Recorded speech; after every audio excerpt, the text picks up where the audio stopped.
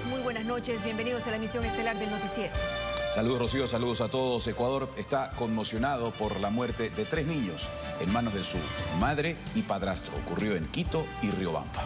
Y les tenemos los detalles. También les recordamos que este informativo es retransmitido por Radio América 93.3 FM en Guayaquil y 104.5 FM en Quito.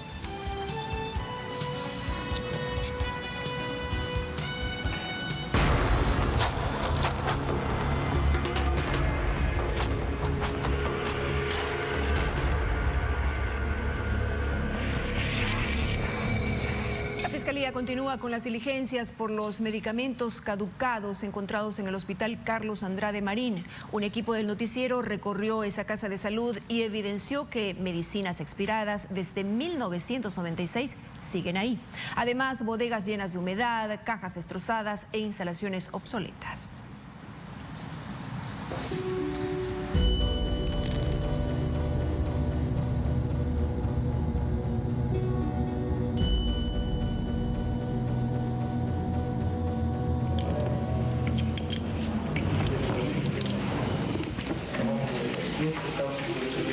Detrás de una puerta de madera está la bodega que contiene miles de insumos médicos que ahora cuestan menos que el único candado que brinda seguridad a este espacio. Se caducaron en el año de 1996.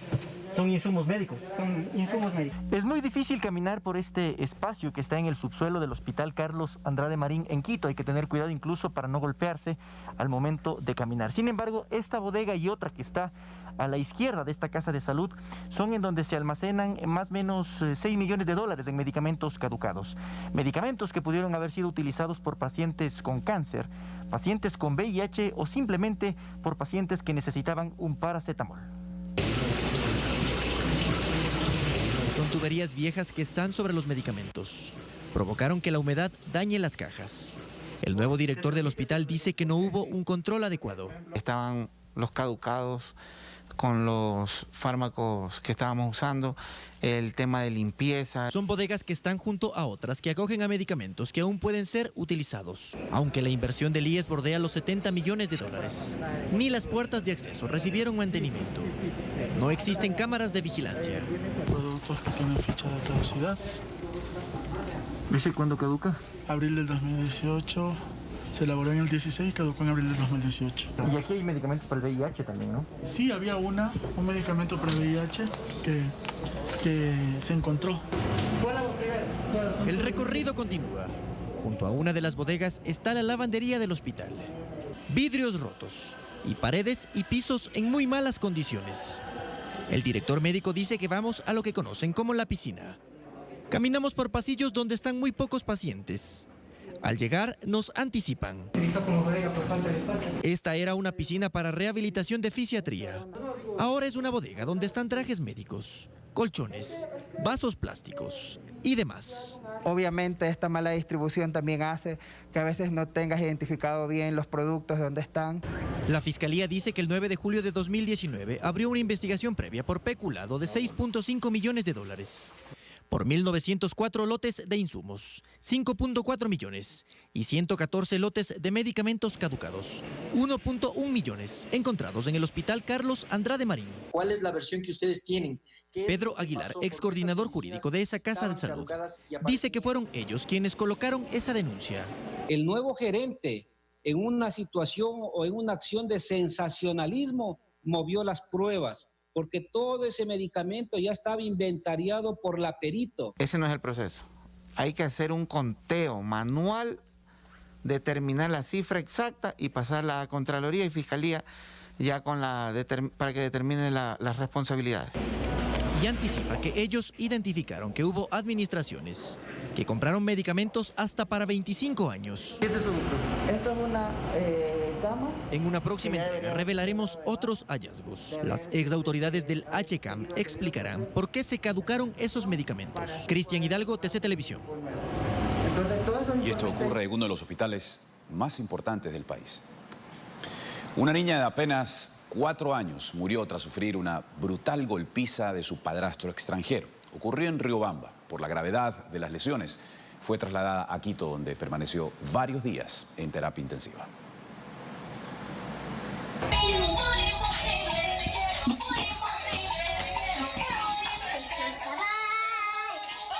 Este es un video grabado por su madre unas semanas antes de que Emilia fuera brutalmente golpeada por su padrastro. Así se bota el agua. Bailando. Así se bota el agua. La niña de 4 años falleció este miércoles en el hospital Vaca Ortiz en Quito. Fue trasladada desde una casa de salud de Riobamba, a la que llegó con graves golpes en su cabeza y cuerpo el sábado 24 de octubre. Ese mismo día los médicos determinaron muerte cerebral.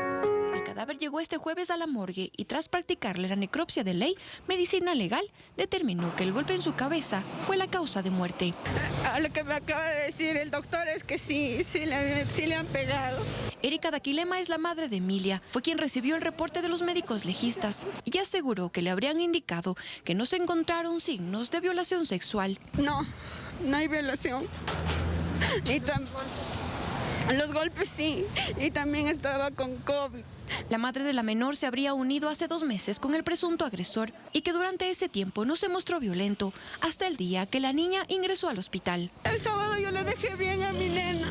El sábado salí a trabajar a las 7:30 de la mañana. Sin embargo, la abuela paterna, Nancy Guevara, relató que unas semanas antes del hecho, Emilia le había pedido que le lleve a vivir con ella y que temerosa se negaba a regresar a donde vivía su madre y el padrastro. Solo me decían, no me mande, déjeme vivir con usted. Y yo le dije a ella, déjeme a la niña aquí hasta que usted se estabilice.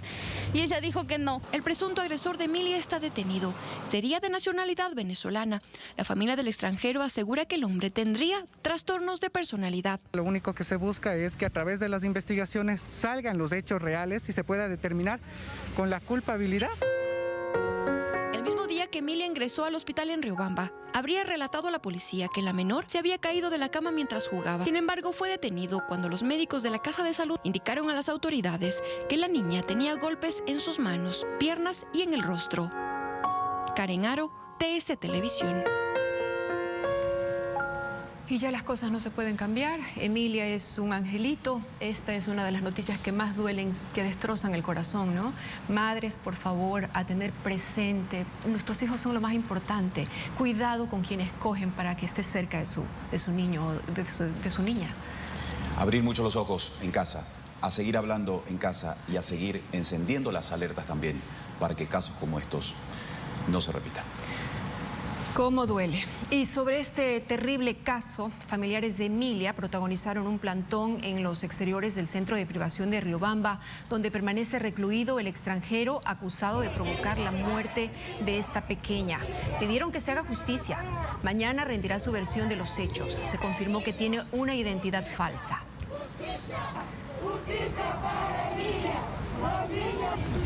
Defendemos la vida, exigiendo justicia. Y el otro drama que tiene concernado al país. Dictaron prisión preventiva contra la mujer que habría envenenado a sus 2 hijos y a un hombre de 35 años. Un equipo del noticiero ingresó a la vivienda en Pifo, nororiente de Quito, donde ocurrieron los asesinatos.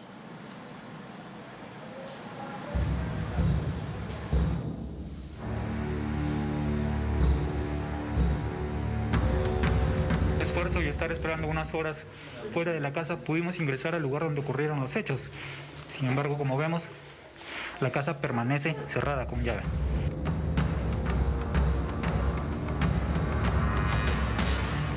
Las cosas quedaron como estaban. Aún se puede observar uno de los frascos, similar a los que contenían el veneno. En esta cocina la policía halló el cuerpo del hombre.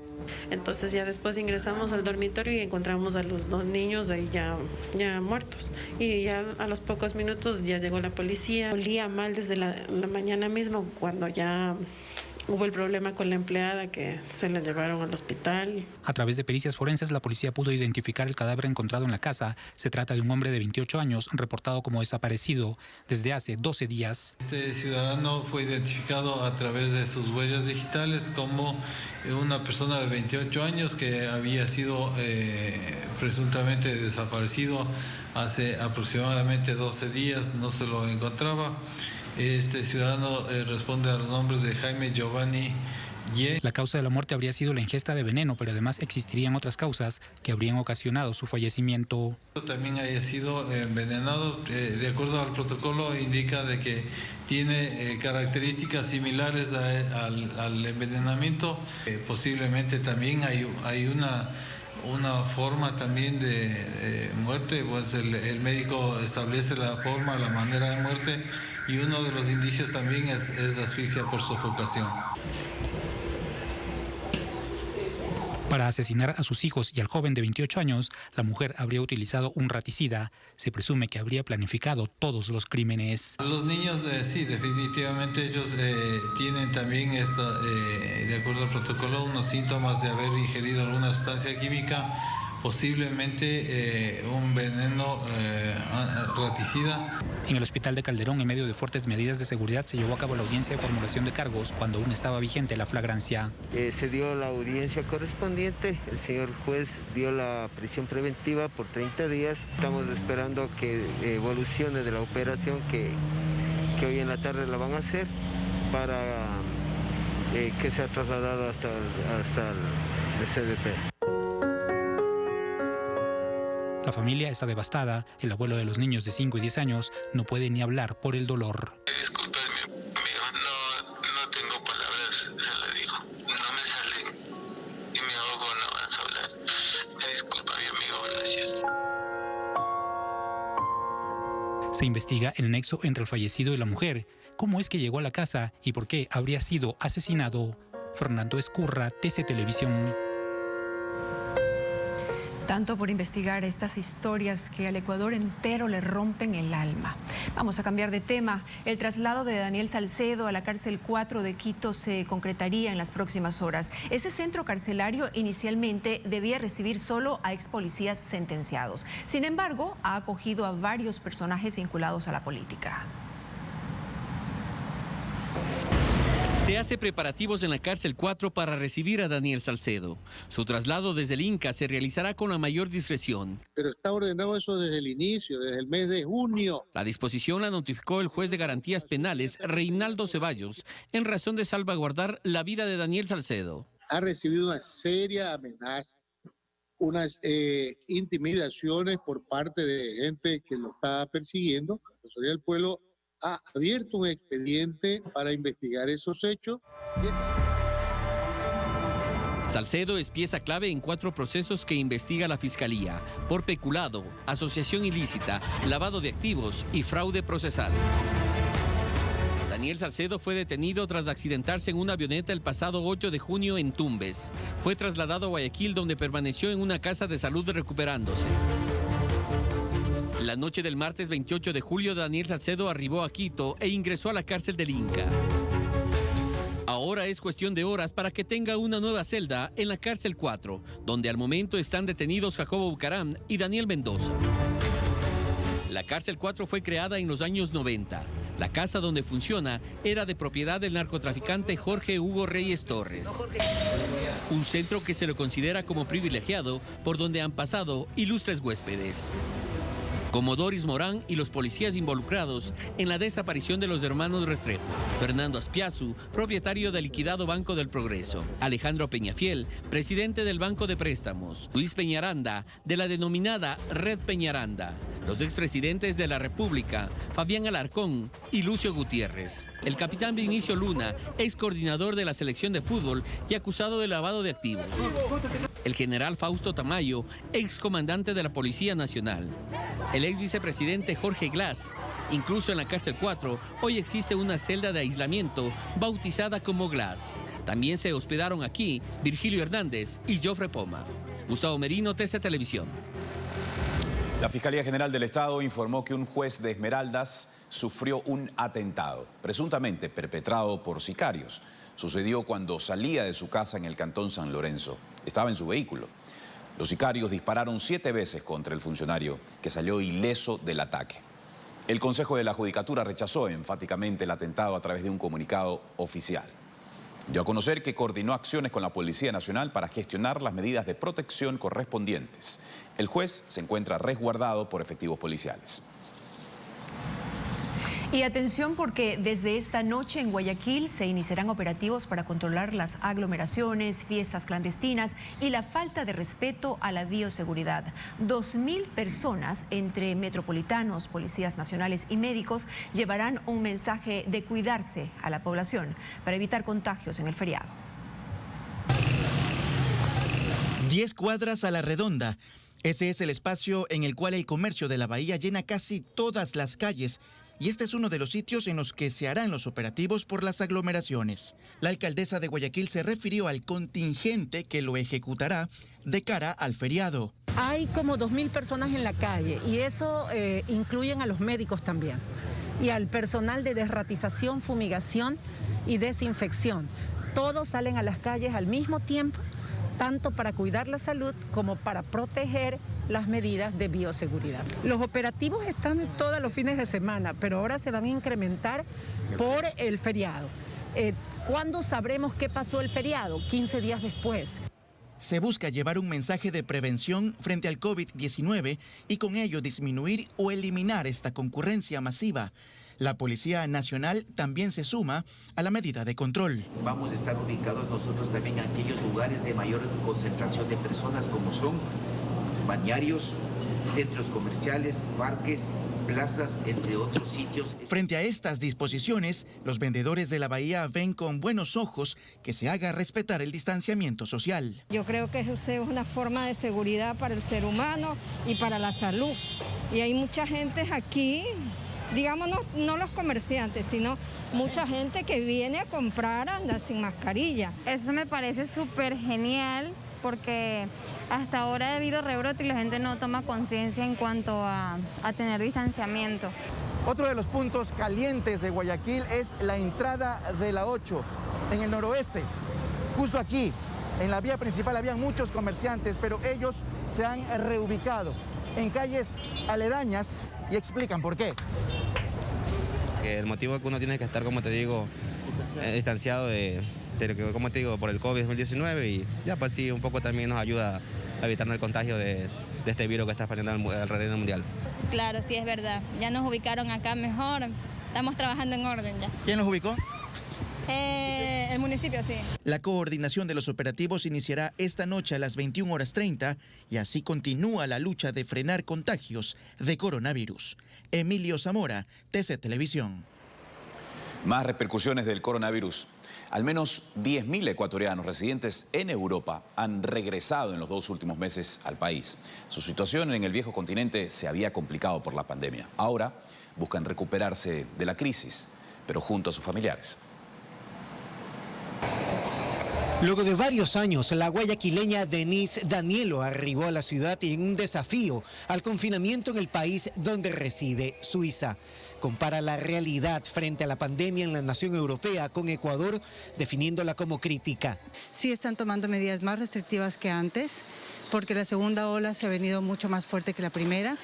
Y entonces decidí venir antes de que nos cierren los servicios de una vez más. ¿Usted sabe que aquí en Ecuador se va a entrar a un nuevo periodo de confinamiento durante los próximos días? Sí, pero prefiero en estos momentos estar confinada con mi familia que estar allá. Manuel Peralta se prestaba a encaminarse al Cantón Naranjito, donde aún mantiene su hogar luego de una larga estancia como migrante legal en Italia. Estuvo obligado a retornar ante la falta de oportunidades laborales. Tenemos un toque de queda desde las 11 de la noche fin a las 5 de la mañana. Y están cerrando el restaurante, todo están cerrando. Desde hace cerca de 10 años, Sonia Carrillo, originaria del Cantón Huaquillas, en El Oro, no pisaba el Ecuador. Regresó por un asunto familiar y la compleja situación pandémica en España, donde reside hace 20 años. Pues yo me dedico a cuidar personas mayores y el día a día está muy difícil porque no hay trabajo, no podemos salir casi de casa, trabajamos a media jornada. El periplo de cada una de estas personas no culmina a su arribo al aeropuerto. Están obligadas a obedecer las estrictas regulaciones, controles y vigilancias sanitarias. Entre septiembre y octubre, cerca de 10.000 personas han arribado al Ecuador por Guayaquil y el control a los viajeros internacionales sigue siendo el mismo. La exigencia de presentar una prueba PCR negativa para coronavirus emitida 10 días antes del arribo al país. El virus está por todos lados y además que la gente no se cuide. Son algunas historias de un grupo de ecuatorianos que se han visto obligados a regresar por los efectos de la pandemia en su vida diaria de migrantes. José Luis Calderón, TC Televisión. En instantes, una pareja murió en accidente de tránsito en el puente de la Unidad Nacional. Continuamos con más noticias. La figura jurídica de la cooperación eficaz genera debate ante el uso que le han dado varios procesados por delitos contra la administración pública. Se trata de sentenciados que ya han recobrado su libertad por la reducción de la pena que ofrece ese acuerdo. Enseguida las opiniones de expertos en derecho penal.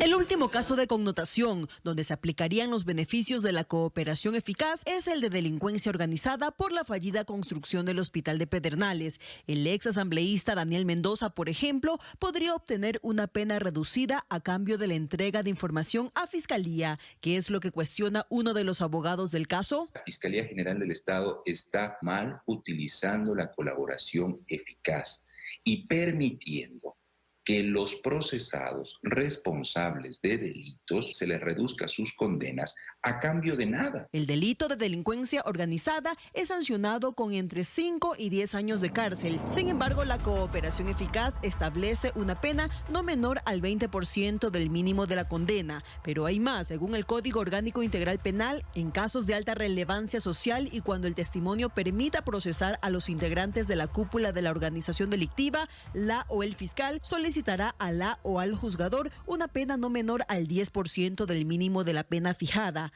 Por esta figura, autores confesos de delitos contra la administración pública ya están en libertad, como Laura Terán, que cooperó en el caso Sobornos 2012-2016. Fue condenada a 3 meses de cárcel. No obstante, ella cumplió 6 meses el año pasado mientras estuvo con prisión preventiva. Definitivamente ella no tiene amparo legal para demandar al Estado. Más bien, el Estado le ha beneficiado a ella dándole una pena pequeña.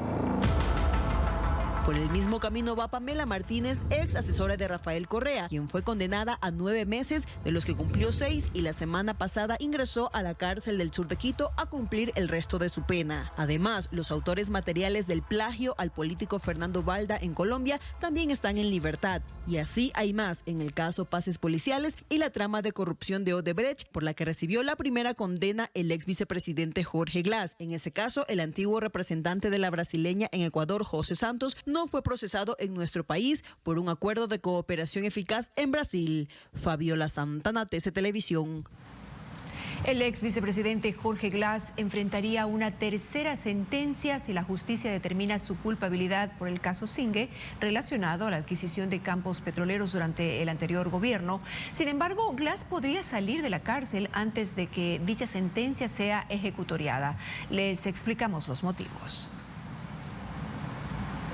Si el Tribunal Penal acoge el pedido de Fiscalía, en los próximos días Jorge Glass podría recibir su tercera condena, esta vez de 8 años por peculado en el caso Singue. Sin embargo, no sería suficiente para mantenerlo en prisión, según su abogado. No tiene nada que ver, porque hay que recordar que también, acuérdense que les dice caducar la prisión preventiva. Jorge Glass está libre en los próximos meses. Y es que de ser hallado culpable por el Tribunal de Juzgamiento, deberá superar también los recursos de apelación y casación, lo que llevaría meses, y el 2 de diciembre ya cumpliría el porcentaje de su pena para solicitar el recurso de prelibertad. El 40% de 8 años. En total, por el caso Sobornos 2012-2016 y el de Odebrecht, Glass debe cumplir una pena unificada de 8 años de cárcel, de los que lleva 3 años 27 días. Ahora, el 40% de su pena de 8 años son 3 años 2 meses, es decir, está a poco más de un mes de que inicie con el trámite de la prelibertad. No se suma, entonces lo que él tendría que cumplir en principio es una condena de 8 años, ¿no es cierto? Porque el de 8 lo absorbe al de 6. Y claro, él habría que ver si es que cumple con los requisitos para acogerse a los beneficios de prelibertad. Sin embargo, el ex vicepresidente tiene otras 24 investigaciones previas. Si Fiscalía formula cargos y dicta una nueva prisión preventiva, crearía un candado que bloquearía la libertad de Glass. Fabiola Santana, TC Televisión.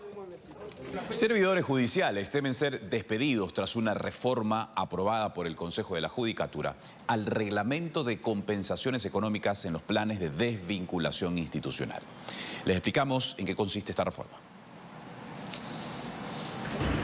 Con fecha 26 de octubre de 2020, el Pleno del Consejo de la Judicatura resolvió reformar el reglamento para la aplicación de la compensación económica en los planes de desvinculación institucional, lo cual para el ex vocal del Consejo de la Judicatura, Germánico Maya, es el anuncio de separación de servidores judiciales. se van a sacar a los empleados más antiguos, a los empleados más capaces. Este reglamento establece el procedimiento para la desvinculación a través de la jubilación voluntaria, jubilación obligatoria o renuncias voluntarias, renuncias no planificadas y renuncias con indemnización de los servidores judiciales. Se incluye también la figura de la compra de renuncias. Se habla de 170 personas en la Corte Nacional, se habla de 60 personas en la Corte de Cuenca, pero no se sabe específicamente a cuántos piensan desvincular. Según este reglamento, los montos de indemnización serán de 5 salarios básicos unificados del trabajador privado por cada año de servicio, es decir, hasta $2,000 anuales y hasta por un valor máximo de 150 salarios básicos unificados en total, es decir, $60,000. Es inconstitucional remover a los servidores judiciales de carrera o con provisionalidad. Al momento, el Consejo de la Judicatura mantiene una nómina de más de 10,000 funcionarios que le cuestan 248 millones por año por el pago de sueldos. Intentamos recoger una reacción de los vocales de la Judicatura, pero se nos indicó que por el momento todos mantienen una apretada agenda. Gustavo Merino, TC Televisión. La Corte Constitucional, mientras tanto, declaró la inconstitucionalidad parcial del artículo 8 del Decreto Ejecutivo 813, que determina la compra de renuncias obligatorias en el sector público. La Corte encontró que contraviene los derechos a la seguridad jurídica y al trabajo, por lo que declaró la inconstitucionalidad de las frases que establecen que la aplicación de dicha figura es obligatoria para los servidores públicos. En instantes, ni los médicos que luchan contra el COVID se salvan de la delincuencia en Guayaquil.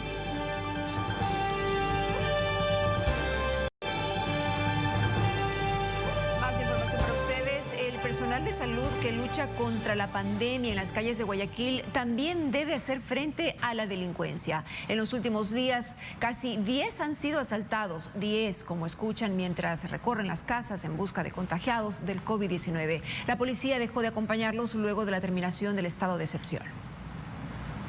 Muy buenos días, médico del municipio, buenos días. Las brigadas de salud del municipio de Guayaquil desde muy temprano recorren los 24 sectores de la ciudad en busca de sospechosos o pacientes con COVID-19.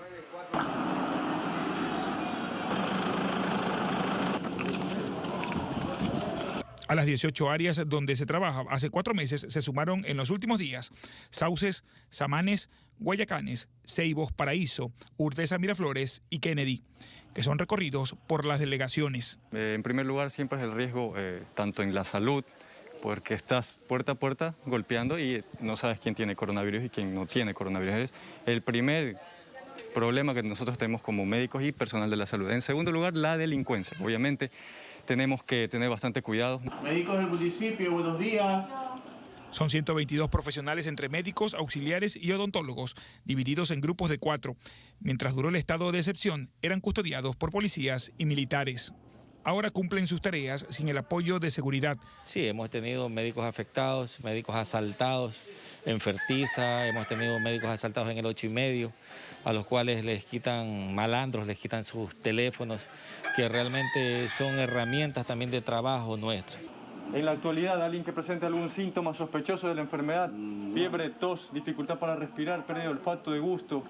La falta de respaldo policial los ha vuelto presa de la delincuencia, perdiendo sus celulares y también implementos médicos. Que sí los han asaltado los mismos líderes, que son ladrones no del mismo sector, sino que vienen de otro sector a asaltar. Entonces, nuestra seguridad también ahí no está en riesgo. Últimamente no tenemos mucha colaboración de la Policía Nacional, puesto que las rondas las realizamos diariamente y a veces el personal de la policía tienen asignado cierto tipo de actividades. Se estima que casi 10 personas han sido afectadas, situación que llevó a la alcaldesa Cintia Viteri a requerir grupos policiales para respaldar a los brigadistas mientras atraviesan las calles y callejones de las ciudadelas. Los asaltados han sido nuestros médicos. También. Los han asaltado en Pascuales, los han asaltado en la Vía Daule, en Fertiza también los han asaltado y estamos pidiendo a la policía que nos acompañe. El concurso de la fuerza pública será vital para mantener la custodia de los equipos. 122 médicos que seguirán recorriendo estos sectores enfrentando no solo a un virus silencioso, sino a una delincuencia imparable y a los agentes policiales que aún no llegan. Mauricio Ceballos, TC Televisión. El COE cantonal de Santa Elena recomendó que no se abra al público bares y discotecas, así como mantener cerrados los cementerios de Salinas, La Libertad y Santa Elena para evitar la masiva presencia de personas que contribuyan al incremento de contagios por COVID-19 en la provincia peninsular. Sin embargo, los entes seccionales resolvieron aperturar sus camposantos para el Día de los Difuntos y también sus playas. De su lado, la gobernadora Datsania Villao reconoció un incremento de casos de coronavirus en los últimos días.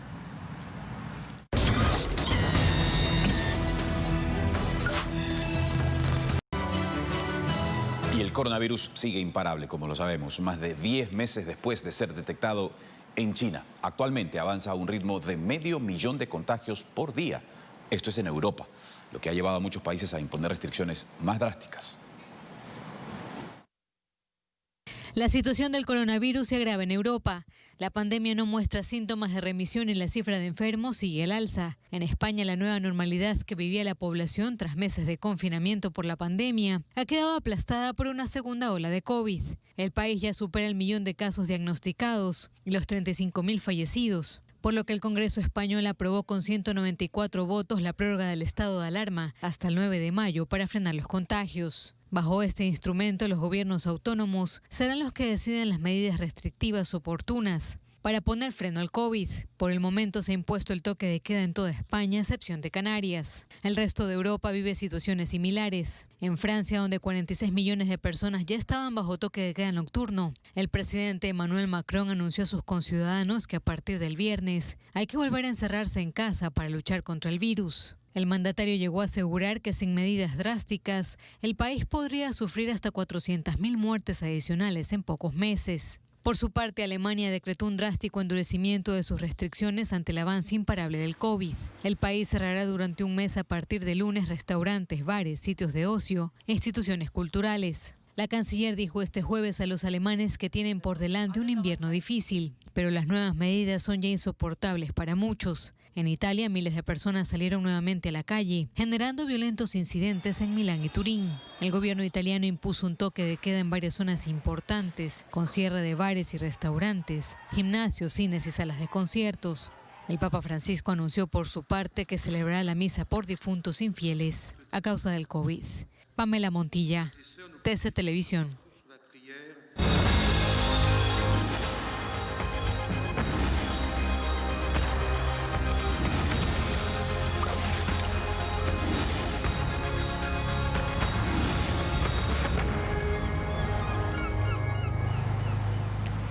Bien, y ahora les contamos que Cuenca se alista para sus fiestas de independencia y como siempre se muestra orgullosa de su historia y arquitectura colonial preciosa. Y además la capital Azuaya se caracteriza por sus paisajes singulares y su deliciosa gastronomía.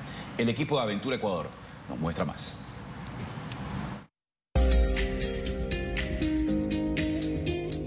La esencia de esta tierra, que es abrazada por el caudal de 4 ríos, está plasmada en su arquitectura colonial, que a pesar de los años no ha dejado de contar la historia de quienes hicieron de ella la Atenas del Ecuador. Andrés Hurtado de Mendoza quería una ciudad que se llame Cuenca, porque él había nacido en la ciudad de Cuenca de España, y él quería una ciudad en Sudamérica que lleve el mismo nombre de la ciudad donde él había nacido. Así es que mandó a Gil Ramírez Dávalos, que era su primer lugarteniente, a buscar un sitio para fundar la nueva ciudad de Cuenca. Reinventándose a diario, sin perder eso que la hace única. Justamente ahora nos encontramos en una de las casas más antiguas. Esta data de 1884. Es una casa que tiene mucha historia, que tiene mucha parte de la cultura cuencana y que ahora ha sido convertida en un centro gastronómico. Uno de los lugares más apetecidos por quienes visitan el centro histórico es Consuelo. Mi abuela empezó con la propuesta en un restaurante que está en Cristo del Consuelo, Villa San Joaquín, y a partir de eso nació la idea de Consuelo. Al momento que se restauró la Casa del Parque, todo ese sabor de la comida cuencana, que son a base de carne, el mote, las papas, lo trajimos acá. Esta y otras opciones se han convertido en tradición gastronómica. Y lo típico de nuestra serranía ecuatoriana es el cuy. Quien ha venido a Cuenca y no ha comido cuy quiere decir que no ha visitado Cuenca. Recorrer sus calles empedradas a pie o en tranvía te llevará a encontrar lugares únicos donde la creatividad ha sido heredada por generaciones. Si bien el sombrero es un artículo antiguo, si se quiere, pero nunca ha pasado de moda, y eso quiere decir que se va adaptando, que vamos cambiando según va cambiando la moda, según va cambiando las tendencias, los colores y todo, para que el sombrero permanezca como un clásico, como lo es, pero siempre también a la vanguardia.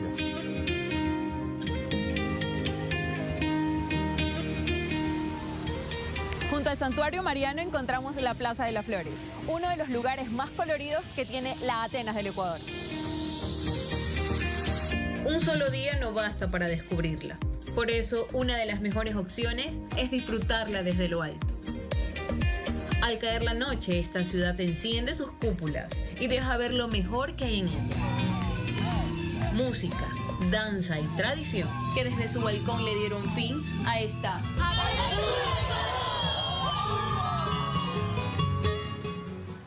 ¡qué belleza! Mucho por conocer, tanto que disfrutar y que nos entrega Cuenca, ¿no?